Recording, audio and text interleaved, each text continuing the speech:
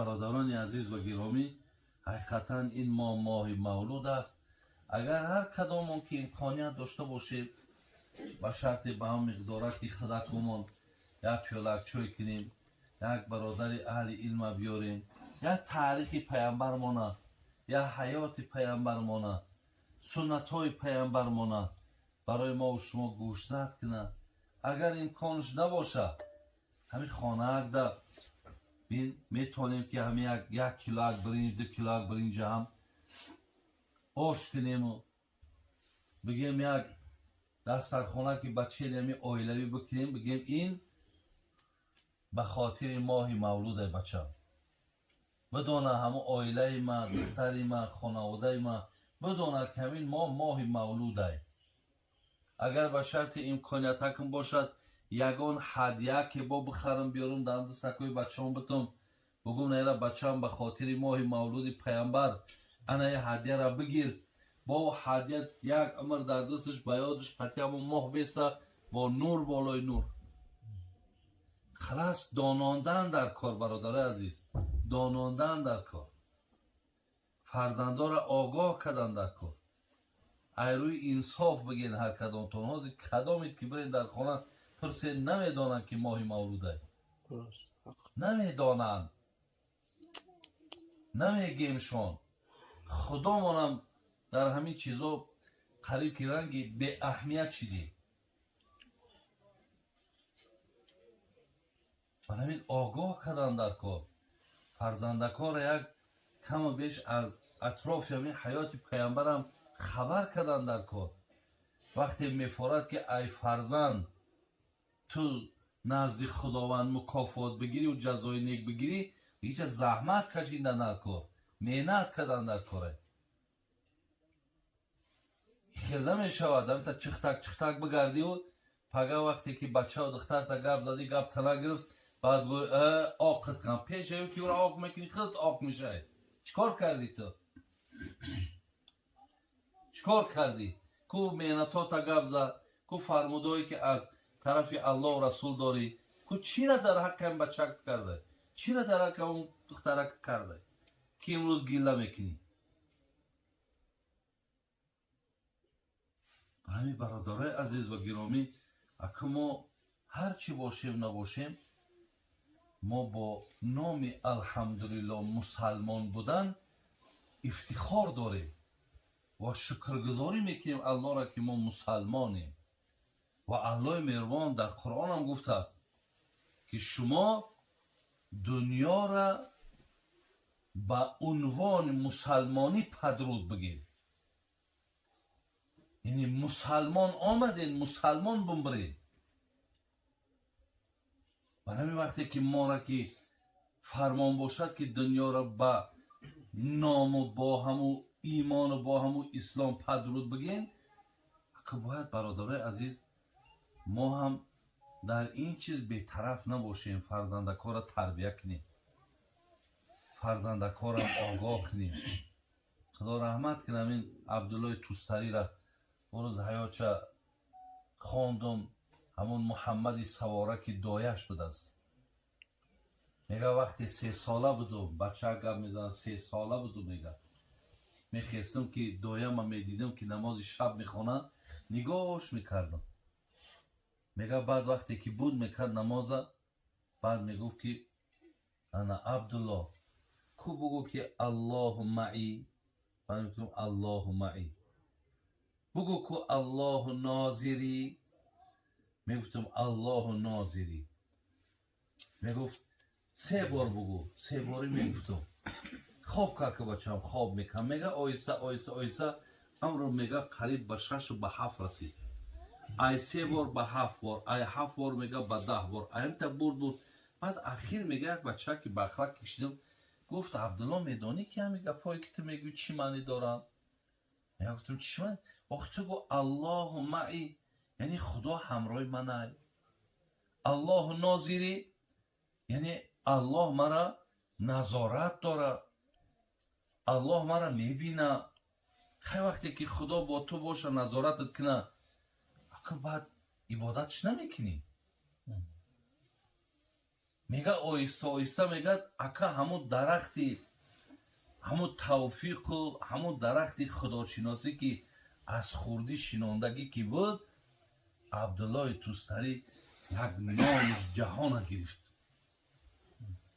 نامش جهان دا معروف و مشهور شد.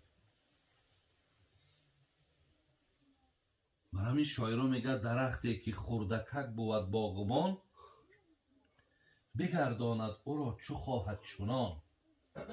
چو گردد کلام باز نتواندش، که از کجی و خمی بگرداندش.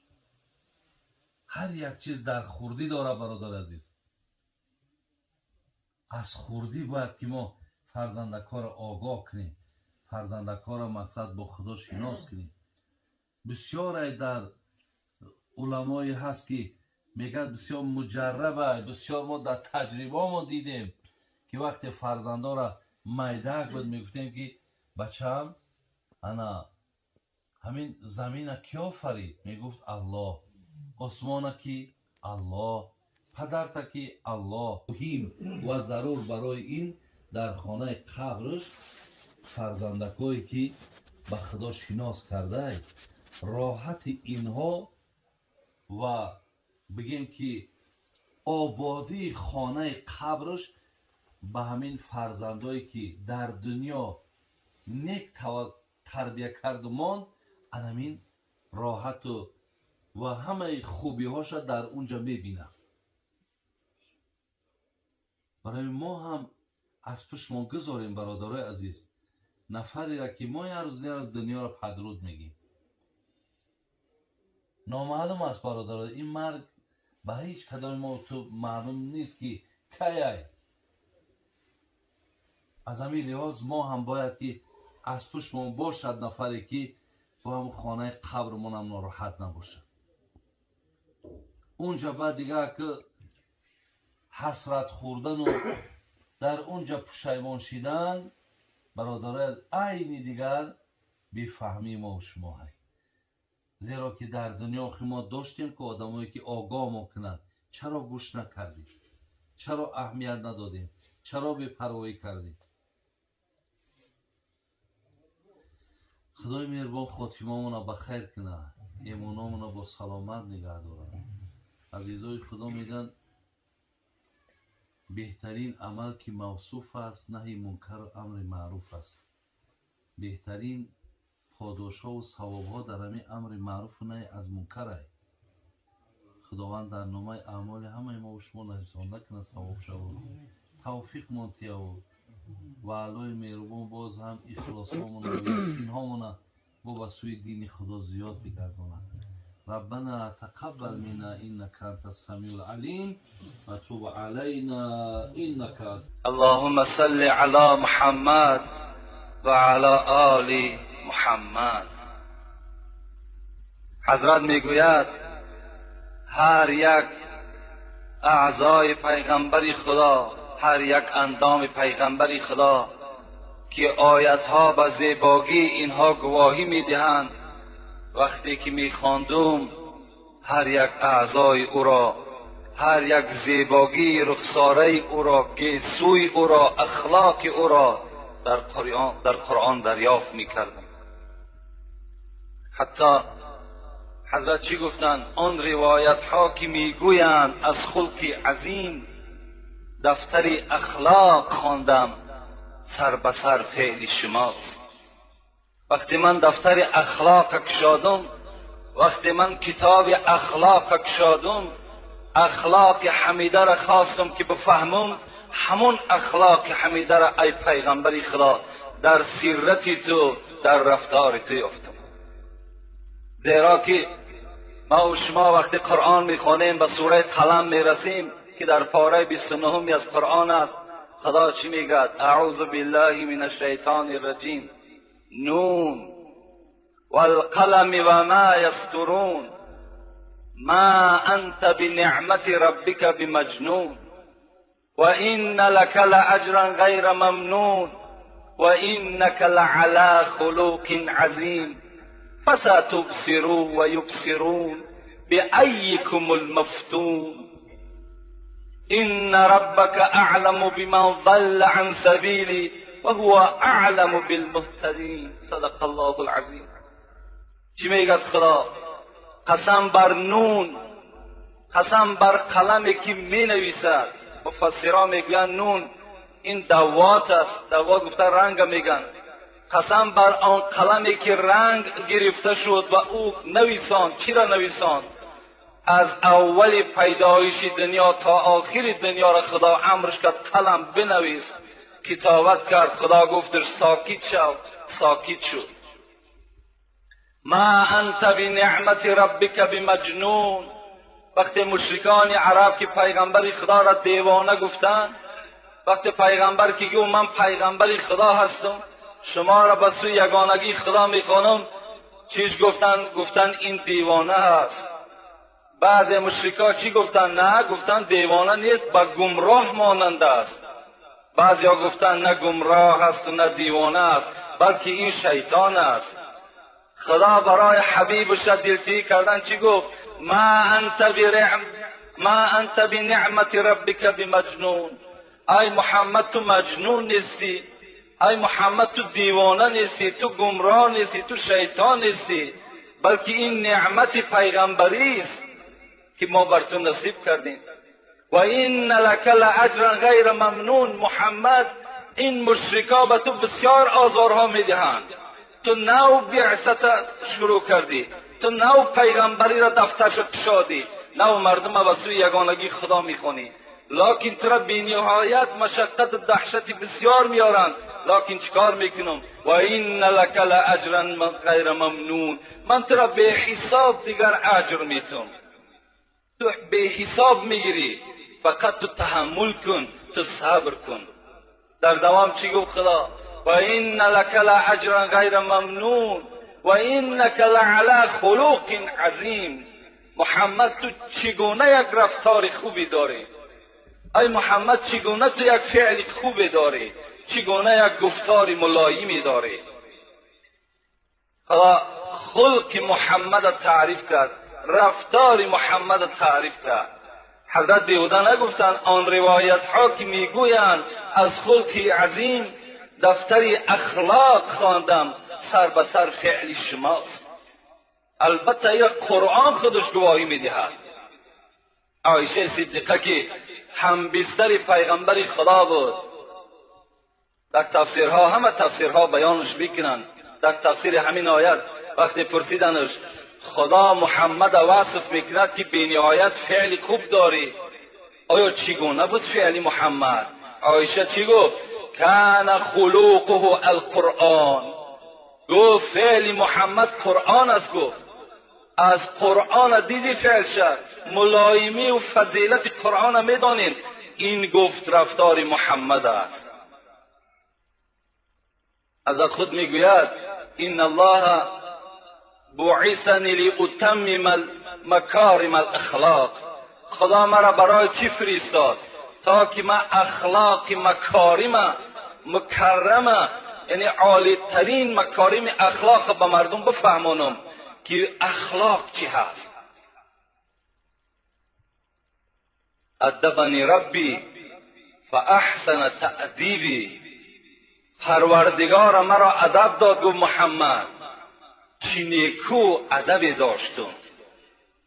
ببین وقتی رسول اکرم فعلش که خوب بود، رفتارش که خوب بود، حسن خلق داشت، ما و شما باید پیروی رسول اکرم باشیم.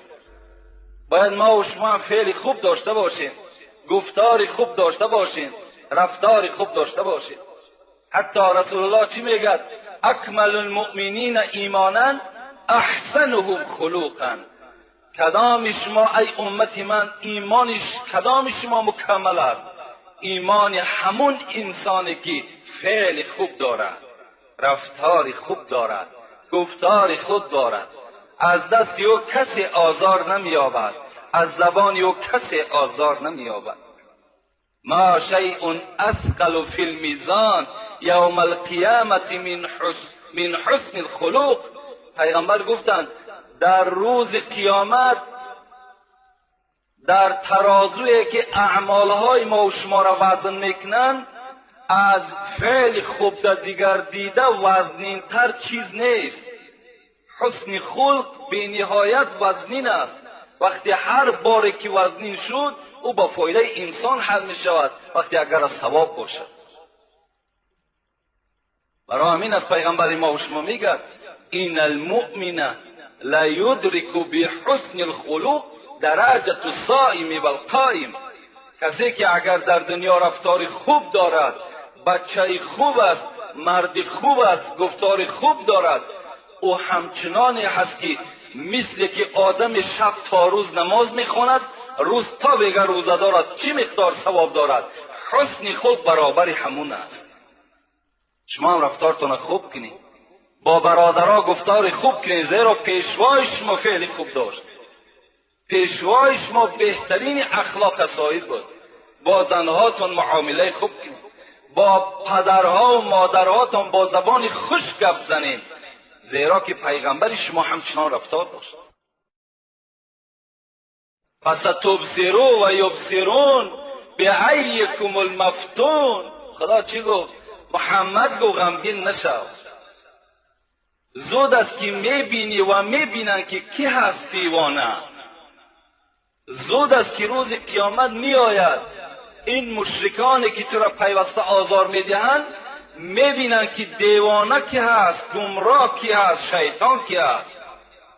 فستبصروا و یبصرون بأیکم المفتون. مفتون اوجا میبینن کی هست.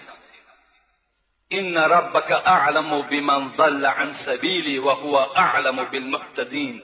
محمد خدای تو میداند که کی از راه گمراه شده است، کی شیطان است، کی دیوانه است و کی در راه راست است. خدای تو اینو میداند. خیلی خوبی پیغمبری خدا. حرف سوره یوسف فرو خواندم شبه، حرف سوره یوسف فرو خواندم شبه. ذره از آفتاب حسن دلجوی شماست. یوسف، حضرت یوسف در بین تمام پیغمبرها بهترین حسن داشت. از حسن او زنهای مصر مفتون شدند، دستهای خود در قرآن میگه با کارچه بریدند، درک نیفتند. چهره زیبای یوسف دیدند. رسول اکرم گفت شب معراج وقتی که من حضرت یوسف زیارت کردم، نصف حسن دنیا در چهره یوسف دیدم. اینقدر زیبا بودند. لیکن جابر چی میگه؟ همنشین پیغمبر خدا چی میگه؟ كنت جلست مع رسول الله صلی الله علیه و سلم لیلا و کان قمر بدر. شب میگه در پهلوی پیغمبر خدا نشستم. حضرت جابر میگوید ماهتاب میگه همون شب 15مش بود. آسمان بی نهایت روشن بود. ماهتاب دیده از آسمان در روشنتر بود. نظرت الى وجه رسول الله صلی الله علیه و سلم مرتا و الى القمر مرتا. حضرت جابر میگوید یک بار چهره پیغمبر نگاه میکردم، یک بار دیگه چهره ماهتاب روشن نگاه میکردم. قسم به خدا که چهره محمد میگه از ماهتاب دیده روشنتر بود. محمد زیبا بود. حسن محمد از حسن یوسف گذشته بود. رسول اکرم چنان روشنی بودند حتی حدیثهای صحیح پیغمبر روایت میکند که در خانه داخل میشدن روشنی خانه را فرا میگرفت. میگه بوی خوشش تمام کوچه ها را میگه بسته میکرد.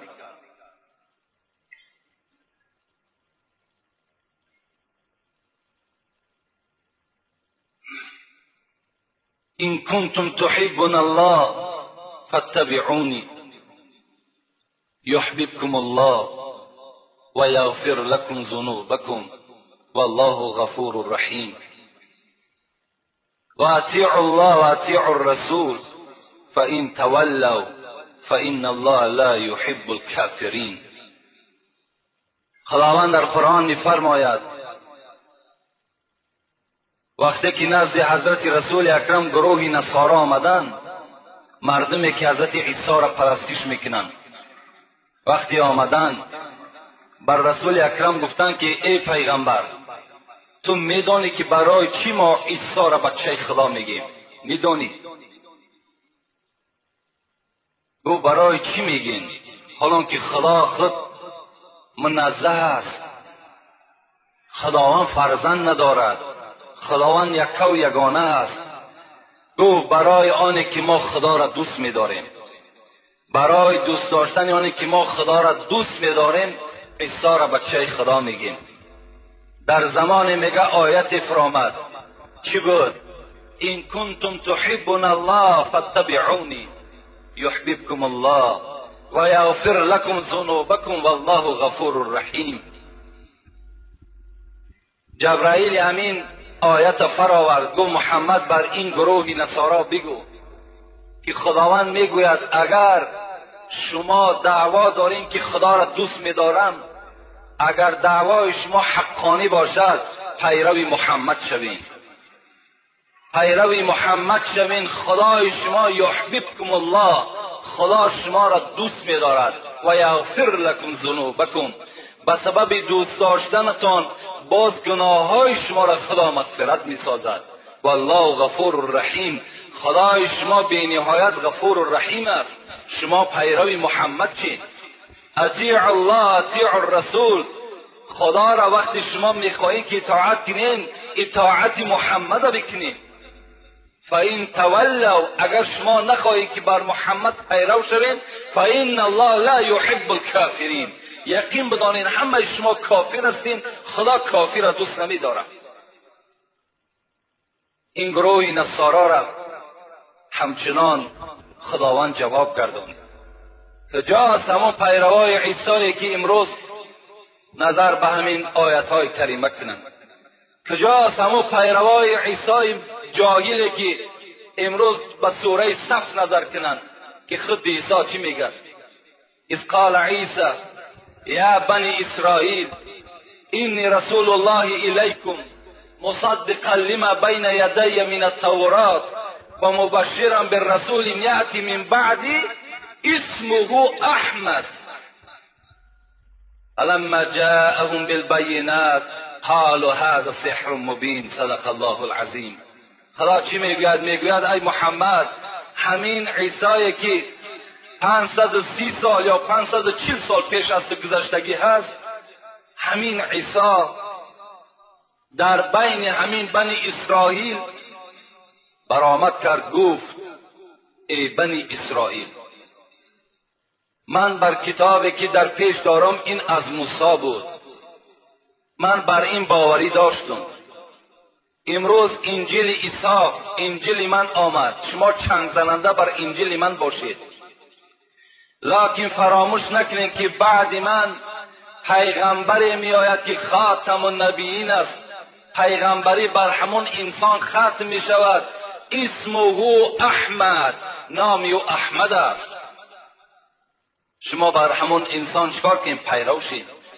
پیغمبر ما و شما در آسمان به نام احمد مشهور است، در روی زمین به نام محمد مشهور است. عیسی پیروان خودش دلالت به چی میکند؟ دلالت به چنگ زدن به سوی رسول اکرم میکند. در دیگر جای قرآن خداوند چی میگوید؟ النبی اولی بالمؤمنین من انفسهم و ازواجه امهاتهم. پیغمبر بر شما از نفسهاتان دیده باید محبوبتر باشد و زنهای پیغمبر مادرای شما هستند. وقتی که جنگ تبوک میگد آغاز شد، رسول اکرم اعلان کرد که همه مردم مسلمان بیرون شوید و در این جنگ تبوک همراه من اشتراک میکنید. این صحابه ها چی گفتند؟ گفتن پیغمبر خدا از پدر و مادر میپرسیم، آمده در کوشنهای لشکری تو همراه میشویم و بازدید آن کسانی که دین تو را و قرآن تو را تحقیر میکنن مبارزه میبریم. آیت آمد النبی اولی بالمؤمنین من انفسهم و ازواج امهاتهم. محمد بر این امتات خبر بده که تو را باید از پدر و مادر دیده دوست دارن. پدر و مادر کجا میپرسن؟ از تو بپرسن. از نفسها و از جانهاشون دیده تو را دوست بدارن و خبردارشون کن که زنهای تو مادرهای اینها هستند. البته به البته رسول اکرم حدیث صحیحش است: لا یؤمن احدکم حتی اکون احب الیه من والدی و ولدی و الناس اجمعین. ایمان شما کامل نیست ای امت من تا زمانی که شما مرا از پدر و مادرتان، از فرزندهای جگرگوشتان و از تمام مردم و از مال و انجام و پول و خانه که دارین و از جانهایی که در وجود دارین، از این دیده مرا دوست ندارین، ایمان شما کامل نیست. در اصل خدا ما و شما را منت میکند که ای بندگان، ای تخم انسان، پیش از آنی که محمد بر زمین نیامده بود و این کانوا من قبل لفی ضلال مبین، شما گمراه بودین. شما نمیدانستین انسان چی هست، شما نمیدانستین خدا چی هست، شما انسان اخلاق نمیدانستین چی بود. روز رسول اکرم آمد دنیا منور شد. روز رسول اکرم آمد انسان قدر و قیمتش پیدا شد. همه ای طفیل پیغمبر خدا شد. ما و شما را خداوند منت میکنه. حضرت عمر میگه در معرکه بودن، گفتن یا رسول الله انت احب الی من کل شیء الا نفسی. پیغمبر خدا، من تو را از پدر و مادرم دیده، از فرزندهام دیده، از خانم دیده، از مال و انجام، از تمام یار رفیقم دیده، تو را دوست می‌دارم، لکن بغیر جانم، جان خودم دوست می‌دارم. رسول الله گفتن لا یا عمر، تا اگر از جانت هم دیده مرا دوست نداری، ایمان تو کامل نیست. عمر حضرت چیکار کردن؟ حضرت میگه در تفکر رفتن، گفتن من همان عمری نبودم که شمشیر در دستم بود، میخواستم سر محمد ببرم. این امروز قدر من، این قیمت من در بین تمام مسلمان ها پیدا شد، طفیل محمد بود آخر. و ایلا من کی بودم؟ و ایلا من کی بودم که رسول اکرم از من دعا طلب میکند؟ من از کی؟ من از صحاب رسول اکرم به این درجات رسیدم. و ایلا منم سگ از سگای دوزخ بودم. اگر همراه ابو جهل، همراه ابو لهب از دنیا میگذشتم، مثل اونا دوزخی بودم. من این شرافت و درجاتی که رسول اکرم گفت قصر عمر در جنت دیدم، من در طفیل رسول الله یافتم. میگه گشته گفتن یا رسول الله انت احب الی من کل شیء حتی من نفسی. پیغمبر خدا، از پدرم دیده، از مادرم دیده، از فرزندهام دیده، حتی از جانم دیده، من تو را دوست می‌دارم. رسول الله چی گفت؟ یا عمر الان تمت سعادتک، الان ایمان تو کامل شد، نیکبختی نصیب تو شد ای عمر.